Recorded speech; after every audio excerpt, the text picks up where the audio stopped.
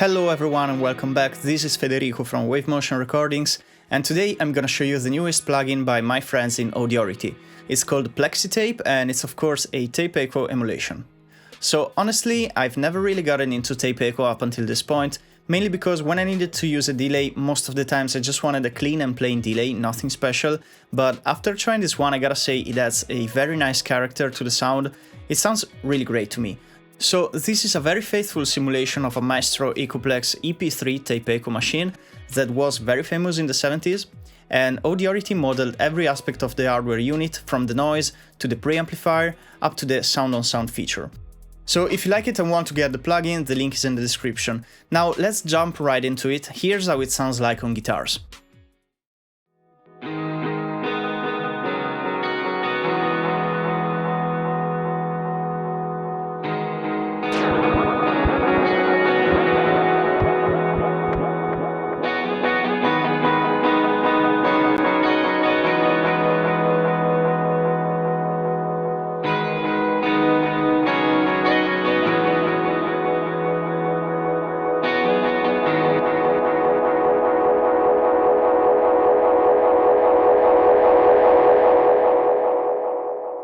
Man, it sounds beautiful to me. Alright, so let's take a look at all the controls. This plugin is quite complex, so here you go. First of all, here's the main handle or slider that allows you to choose the delay time.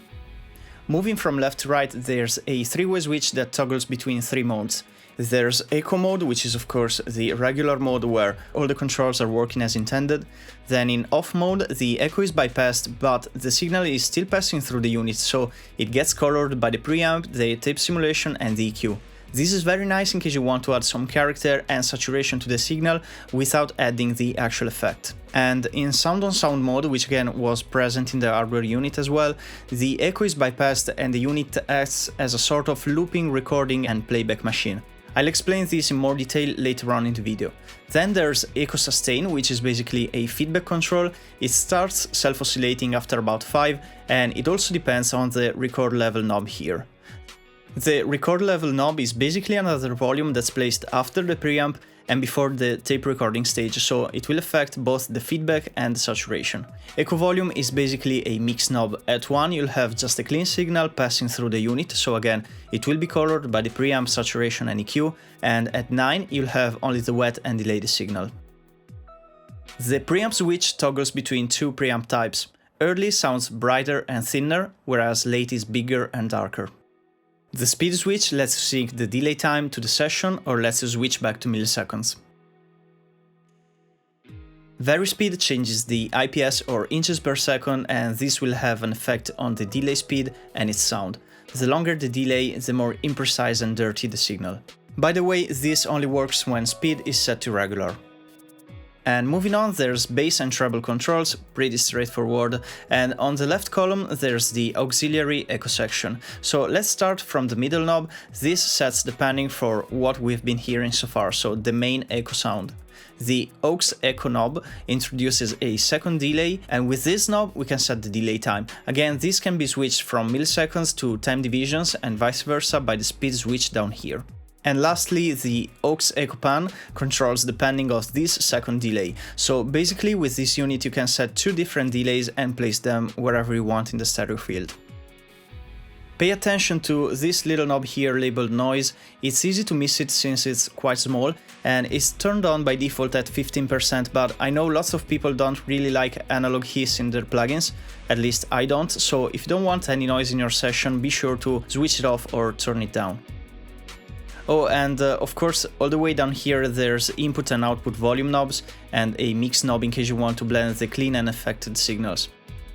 Up here there's the HQ button, which enables oversampling, and this will help reducing the aliasing when the signal starts to saturate. Now that I explained all the controls, let's play around with it some more and see what this plugin can do.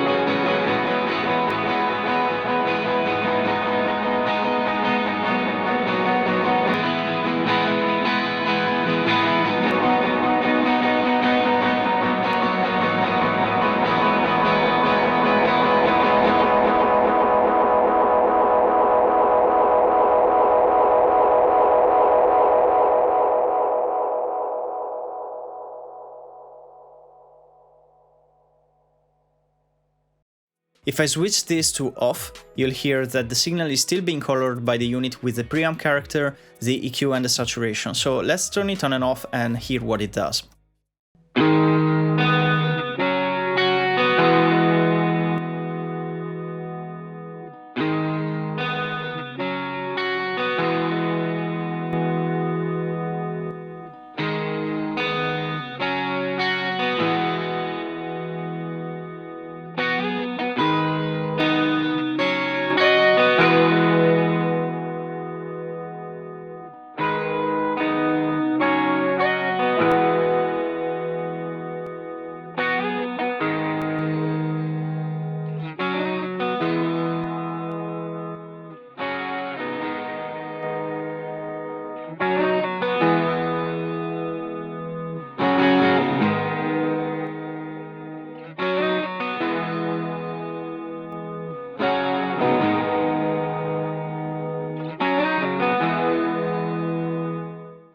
Okay, now let's check out the sound on sound feature. It's a strange mode. It basically turns off the delay section and turns the unit into a looping, recording and playback machine. So you basically play your instrument and the loop length is the one that's set by the echo delay handle, and what you play over the loop length basically gets looped over and over. The sound will be attenuated by 1 dB every time it loops through the recording head. So once you have your loop you can play on it and the new sound will be looped as well on top of it. So let's try it out.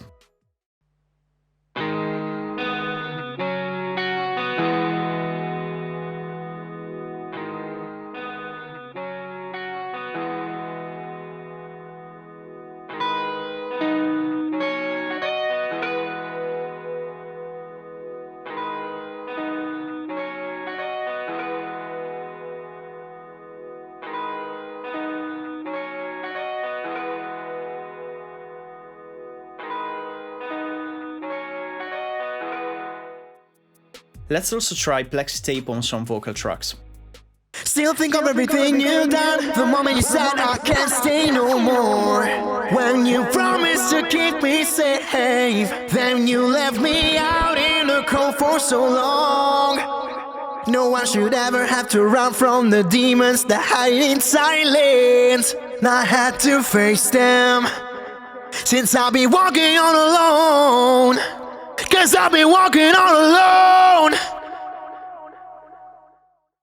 Well, here you go. I gotta say, I really liked PlexiTape. It makes things sound super vibey, so it's very cool for me. I was never that interested in tape echo plugins up until now, but after trying this one I can definitely see myself using this, especially on those projects where it's not that important that everything sounds super clean and modern.